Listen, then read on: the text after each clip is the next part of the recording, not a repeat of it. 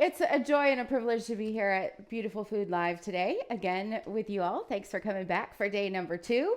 Yesterday was fabulous. Today is going to be just as good. And it's my privilege this morning just to talk a little bit about where we go with our mind when we're eating. I know you hear a lot about mindfulness out there, but I want to talk specifically about the words that we use around the food that we eat and the food that we create, the food that we share, the food that we celebrate with. And so, how many of you have ever had the thought that, oh, I should change this or that about my eating habits, but I don't know, maybe it's just too hard, right? Has anybody ever had that thought?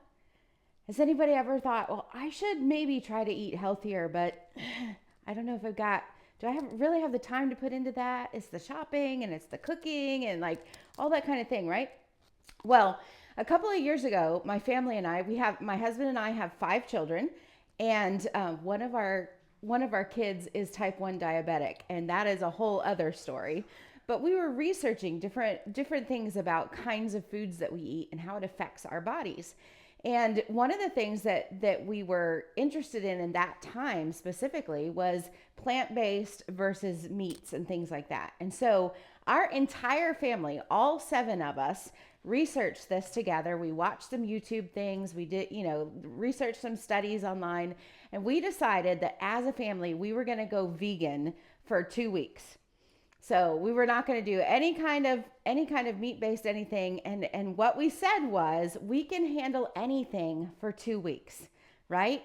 And so we made the commitment. It wasn't just my son, it was all of us together, and we were going to go in and decide to do this thing. So we actually created a hashtag, Hornors Go Vegan, and we started documenting and the kids got involved and they made different videos, and like we weighed everybody at the beginning and at the end and all of this, and really got into how are we going to eat differently for 2 weeks and just see what happens, right?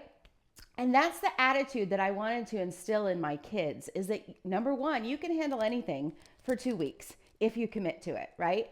Number two, if you commit to it, you stick to it. So we had to stick to it for 2 weeks because that was our commitment. And number three, like to have that curiosity and that openness around trying something new.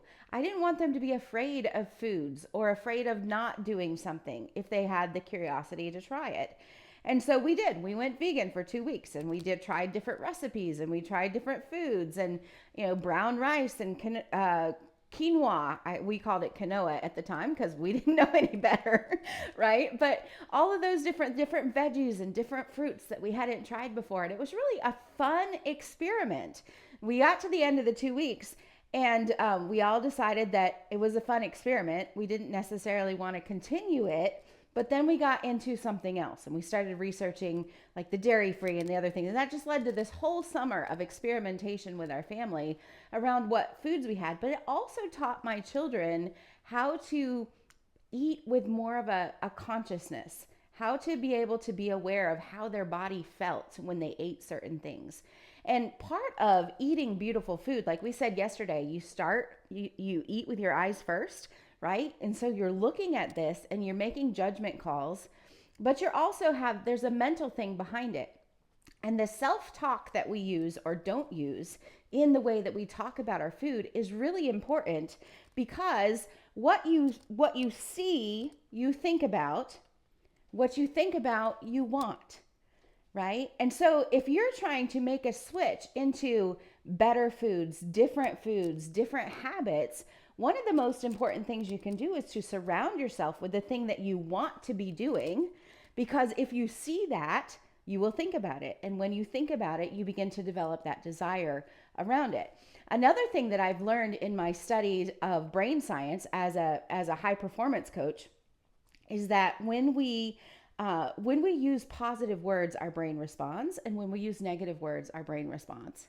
But the interesting thing is that in the field of science, water responds to words and plant matter responds to words.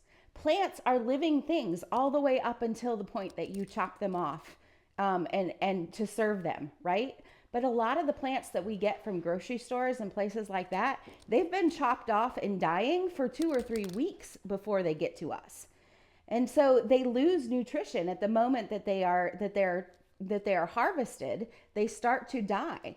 They no longer are living because they're no longer attached to the roots. And so the faster that you can get that food from the dirt to your mouth, the more nutrition that you retain, and the more their life affects your life and helps you to be healthier. So I know this is not necessarily around health in this 3 days, but it is around the idea of making better choices, making choices that are more beautiful, more pleasant to experience. And the food, when you eat it sooner rather than later, also has way more taste and flavor than you would expect. And so, what we say to ourselves is important. The body responds to your words. And when you speak words like, I can't, I don't want to, I don't like, those are choices that you're making in your brain that your body is going to follow with its responses. The body follows that with its feelings and with its moods. And so, what I want to encourage you all to do today is to consider being more open and curious with the words that you're using around your food, being more open and curious with the words that you're telling yourself about what you can and cannot eat, or what you do or do not like, about what you're willing to try or not willing to try. Be more curious around that. Reframe it in a different way. Instead of saying, oh, I could never eat that, like, I wonder what it would be like to eat that, right? Instead of saying, oh, I don't like that based on seeing it or based on one experience in the past. What about, I didn't like it last time, I should try that again, right? Because another thing that happens as we grow in age is that our taste and our taste buds change, our desires change. When I was a child, I could not eat avocado without puking. And that was just it. I couldn't handle it physically. But now I love avocados and I eat them all the time. And so as you grow and mature, your taste buds grow and mature. Your body, it changes over time. Your different levels of minerals and things that you need in your body are different. And so different foods land differently. I don't know if you've ever studied blood type, but blood type plays a lot into this too. And I am not a scientist or a medical doctor, but I've done a lot of these different studies of the brain and the blood types and the different things, partly because of the own issues that we've had in our family, and realize that some foods land differently for different people based on their blood type.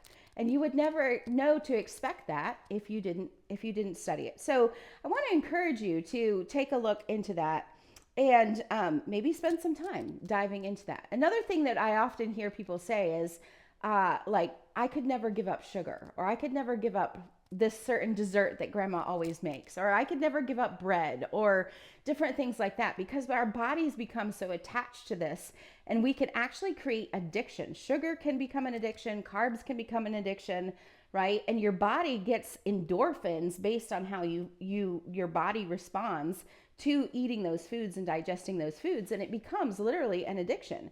And a lot of times your brain is reinforcing what the body wants and telling you that you can't give those up. But you can. You can make a decision to do that. I have a friend named Barry Friedman who wrote a book about giving up sugar for 30 days. And it challenged me when he told me about his book. I bought the book, read the book, and I was like, okay, sugar, 30 days. I don't know if I can do 30 days. But it encouraged me to try. And I want to encourage you to try. If you have a desire to change something, to try something new, to try something different, you don't have to commit to a lifelong change right now. Just try it. Try it for a day. And if you do it and it goes well, try it for another day, right? And so that's what I did when I read this book about 30 days of sugar. I was like, I really want to do 30 days of sugar free. I want to know that I can wean myself off of sugar. And then I want to figure out how my body feels with that and decide if this is something I want to do ongoing or not. I just want to know I can do it. Right? And so that book gave me the encouragement that I needed to try that experiment. And I just treated it as an experiment. And so I said, I'm going to go sugar-free for a day. And then I made it a day, and I made it day 2, and I made it day 3. I said, I'm going to be sugar-free for this week. Right? And I got to the end of the week and I was like, okay, that wasn't so bad. I'm going to go next week. Well, it was a good thing I started next week, because week number 2 is really when you start having the withdrawals from the sugar, right? And so, but that's what I did, just a couple days at a time. I can be sugar-free one more day. I can be sugar-free one more day, right? And I got to 30 days of sugar-free, and I felt amazing. right? And it wasn't as much the physical as it was the mental, that I can do this. I can do big things. I can make changes to I can take control of my life. I can decide to make better choices, and I can do this. I no longer was living in that defeated mindset of I can't do that, or I don't want to, because now I had wanted to and I had done it. And when you have a win like that, the wins build upon the wins, build upon the wins, and it gives you momentum to really take charge and take control of your life. And so when we think about things like this, I want us to think about food being alive, food being active, food being healing to us, and to remember that curiosity is good. We get to eat things that look pretty. And when you think about pretty, my mom was an artist, did oil paintings and all kinds of different arts and crafts, right? The rich colors of oil paintings that come through when you see someone who's a really, really talented painter, and the rich colors that they use, those colors are in our food. The purples, the pinks, the yellows, the oranges, the greens. And the brighter the color in nature, the more nutrients they hold for us. And so you really can create this whole artistic palette with your menu that brings art to your table, like Melanie is teaching us here today. And the brighter the colors, the more the nutrients that they are providing for you. And you also have, because we eat with our eyes first, those colors also have an uplifting feeling for your mood. God created things for us to enjoy. He created them for us to be able to find joy in them and live happier lives, not just healthy, but happy as well. And the colors that we surround ourselves with, I don't know if you've watched, if you walk into a supermarket, or if you walk into, we've been in lots of airports lately. We were so surprised when we came back from Mexico, where we live most of the year. We flew in the end of February, and we walked in the airport, and even my kids made a comment, Mom, nobody here is wearing color. Everyone was dressed in grays and blacks, right? And it just has this drab, like, oh, I got to get through this kind of feeling. Imagine if all of our foods were grays and blacks. How boring and like nobody would even want to eat then, right?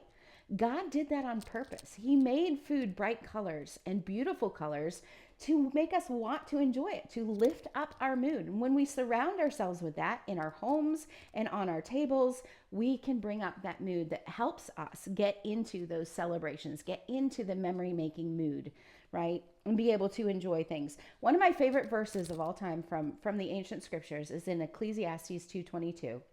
And I don't know what your faith is. That's not the point of this, but that scripture says there's nothing better for a person than that they should eat and drink and find enjoyment in their work. Can you imagine if that's all we had to do? Eat for enjoyment, drink for enjoyment, work for enjoyment. How can you get better than that, right? And so I think what I really want to leave with you today is that food is joy. Food is pleasure. Food is to be enjoyed. It's something that we get to eat. We get to make these choices. Nobody's serving us gray and black food all the time. We're not out there eating charcoal, right? We get to choose the colors that we bring into our homes, the colors that we put into our bodies. It gets to be an art form, and it can bring us joy. It can be a tool that we use to create more joy in our life and with the people that are special to us. We get to choose the words that we use around the food. Am I going to make a better choice this time than I did last time? Right? It's not a matter of changing my entire lifestyle overnight. It's a matter of making a better choice today than I did yesterday. Making a prettier choice today than I did yesterday. Choosing the food that is a brighter color today than it was yesterday. Thinking about how to be creative with the food in a different way than I did yesterday. Being playful, being curious. What would that taste like? What would that look like? And just playing around with the food that we get to eat, and having that sort of mindset about it, that food is a blessing. And with the food, I can also bless others and create that. And so celebrating the small wins. You should celebrate when you try something new in your life or with your food, right? Celebrate, make it something. We're going to talk more about celebration tomorrow with what Melanie has for us, but celebrating trying something new, eating to enjoy. Either that you enjoy seeing it, you enjoy tasting it, you enjoy how it makes you feel because you ate it, right? And stopping when satisfied. That was another big thing for me, is that I grew up with parents who grew up with parents where things were really scarce. And it was that whole, you better eat everything on your plate. There's little children in Africa starving because you didn't finish your potatoes, you know? And I sort of guilted myself into finishing my plate all the time. And I also had the scarcity mindset that I need to fill my plate because there may not be enough. If there's not enough for Africa, then what about me, you know? And that I learned as an adult that I don't have to do that. I can eat until I'm satisfied for right now, because the same one who provides for me yesterday provides for me today, provides for me tomorrow. There will be enough. And I can just eat until I'm satisfied and enjoy it, because if I overeat, I don't enjoy it anymore. Anyway, that's another story. But that whole idea, food is a tool, food is joy. Eat for the beauty, create with your food, look for the beautiful colors. We eat with our eyes first, like Melanie said. I just love that phrase that she shared yesterday. And I just want to encourage you. So one of the things that I'd like us to do, sort of to kind of close this out and set a great foundation for today, is I want you to think about 1 to 3 negative things you might think or say to yourself around food. Maybe you want to write it down. Maybe you just want to hold it in your head. But I want you to think, like, what are some things that I'm tempted to say? Maybe it's about greens, or maybe it's about shopping for better food or something like that. What are some of the negative things that I catch myself saying? And then I want you to think about, how could you reframe that into a more positive way? How could you change the words that you use around those foods or those choices into something that it becomes something you get to do, something you get to be curious about, something you get to enjoy? So I'll give you just a minute to do that.